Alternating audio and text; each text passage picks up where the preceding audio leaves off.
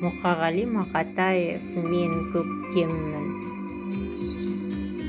Мен көктеммін, жаңа туған арманмын, шырағымын жаңа атқан таңдардың. Мен көктеммін, бір шөп болып бір жардым, арасында дауыл болдым гүлзардың. Мен көктеммін, көктеммін мен көгорай, адамдарға шуақ берем мен талай. Мен көктеммін, тал болып та жайқалдым, нөсерлеттім, құйындаттым мен бұрай. Мен көктеммін, ғашықтардың әнімін, көктеммін мен бойжеткеннің сәнімін.